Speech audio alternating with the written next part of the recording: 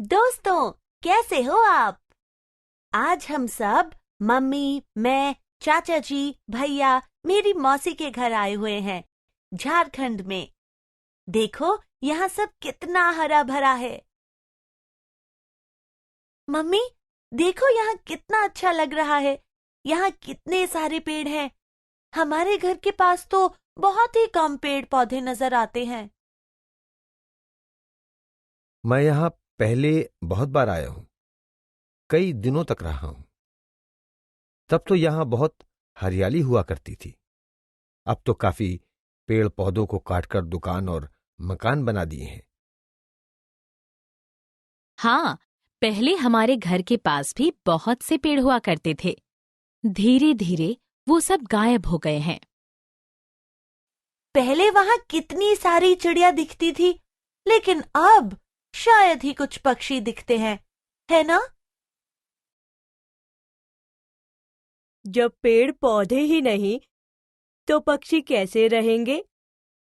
चाचा जी के गांव में पेड़ पौधे हैं तो वहां इतने पक्षी भी दिखते हैं। मुझे डर है, अगर यहाँ भी इसी तरह पेड़ों को काटते रहे तो कहीं यहाँ के जंगल पूरी तरह बर्बाद ना हो जाएं। वैसे ये तो बहुत गलत बात है ना दोस्तों। कभी फर्नीचर बनाने के लिए, घर बनाने के लिए, तो कभी ईंधन के लिए हम अपनी जरूरतों के लिए लगातार पेड़ों को काटते जा रहे हैं। आप इस बारे में क्या सोचते हैं? तुम्हें पता है कई बार जंगलों में आग भी लग जाती है। कभी बाढ़, भूकंप जैसी आपदा से जंगल बर्बाद हो जाते हैं। इसका मतलब प्राकृतिक कारणों से भी जंगलों की बर्बादी होती है ना? सानिया, तुम जानती हो ना कि जंगलों के विनाश से क्या-क्या समस्याएं हो सकती हैं? पौधों के बिना ऑक्सीजन की मात्रा कम होगी और हमारा श्वास लेना भी मुश्किल हो जाएगा। वायु प्रदूषण भी बहुत बढ़ जाएगा। बिल्कुल सही। पेड़ों की कटाई से हवा में कार्बन डाइऑक्साइड बहुत बढ़ जाएगी। तुम्हें पता है ना, इसके बहुत अधिक बढ़ जाने से क्या होगा? क्या होगा भैया? तुमने पढ़ा होगा कि पौधे अपना भोजन कैसे बनाते हैं। चलो देखते हैं कि तुम्हें उसके बारे में क्या-क्या याद है। तो बताओ, पौधे को अपना भोजन बनाने के लिए कौन सी गैस की जरूरत होती है? कार्बन डाइऑक्साइड की जरूरत होती है। शाबाश सानिया। अब सोचो कि अगर इस कार्बन डाइऑक्साइड का इस्तेमाल करने वाले पेड़ ही नहीं रहे तो क्या होगा? कार्बन डाइऑक्साइड की मात्रा बढ़ती चली जाएगी। हाँ, और इसकी मात्रा बढ़ने से पृथ्वी का तापमान भी बढ़ता जा रहा है। ओह, अच्छा, ये तो विश्व उष्णन यानी ग्लोबल वार्मिंग वाली बात है ना भैया? मैंने इसके बारे में पढ़ा था। हाँ, सही कहा। चाचा जी, आपने गांव में फसल के बारे में बताया था कि पौधों की जड़ें भूमि से जल सोखती हैं। पेड़ नहीं होंगे तो जमीन के नीचे मिट्टी में नमी नहीं रहेगी।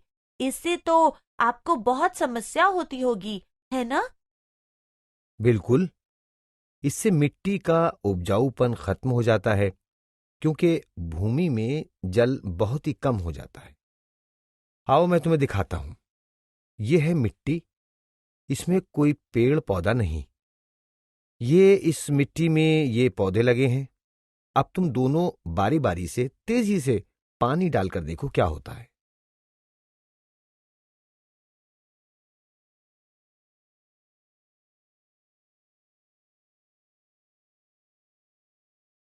ये पानी तो मिट्टी को भगा ले गया और पौधे वाली मिट्टी पानी के साथ नहीं बह पाई। तो क्या इसका मतलब यह है कि पौधों की जड़ें तेज हवा में भी मिट्टी को जकड़ कर रखती हैं? बहुत सही कहा सानिया। तो इसका मतलब अगर हम ज्यादा पेड़ लगाएं तो मिट्टी में नमी बनी रहेगी और इससे मिट्टी का हवा और पानी से कटाव भी कम होगा, यही ना? दोस्तों, ये तो मृदा अपरदन वाली बात हुई ना। इसके बारे में हमने कक्षा 7वीं में पढ़ा था। मृदा अपरदन में जल भूमि की ऊपरी मृदा के कणों को बहा ले जाता है। सान्या, तुम्हें पता है कि वनों के विनाश के कारण ही बाढ़ और सूखा जैसी आपदाएं भी आती हैं? हाँ, वनों की कटाई से बारिश पर भी असर पड़ता है। बारिश में कमी होती है।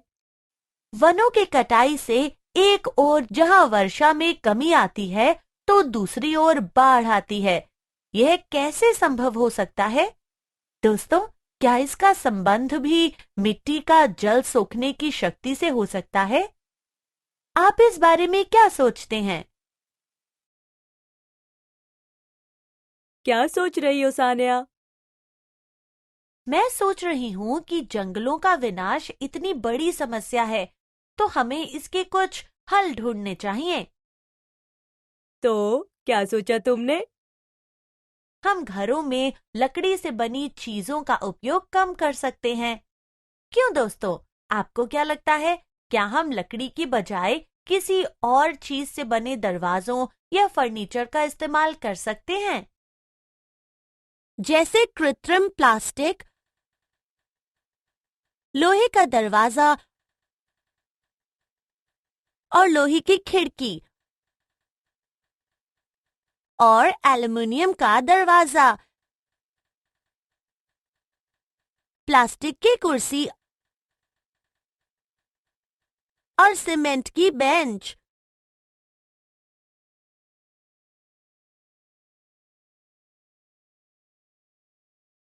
तुम जानती हो, कागज भी पेड़ों को काट कर ही बनते हैं।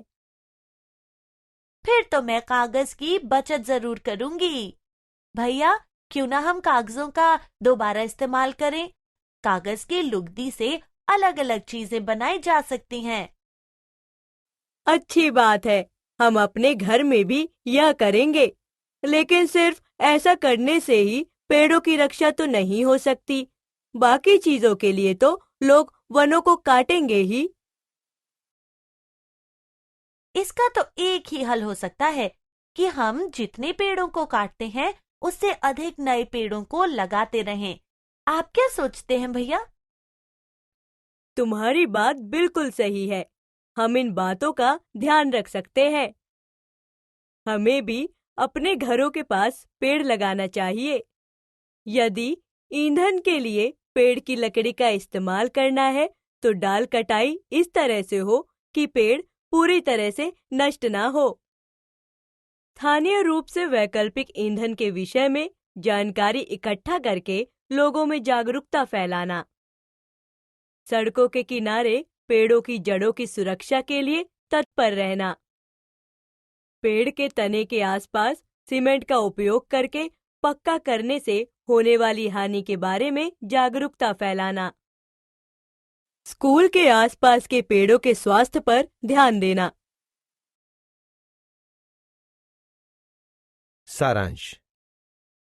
आज हमने जाना वनों के विनाश और इसके कारणों के बारे में। इंसान की जरूरतों की चीजों के लिए प्राकृतिक आपदाओं के कारण वनों के विनाश के खतरनाक प्रभाव जैसे प्रदूषण बढ़ना, मिट्टी का उपजाऊपन कम होना, तापमान, गर्मी बढ़ना, बाढ़, सूखा के बारे में। वनों की सुरक्षा के उपाय जैसे कागज, लकड़ी का दोबारा प्रयोग करना, दोबारा नए वृक्ष लगाना।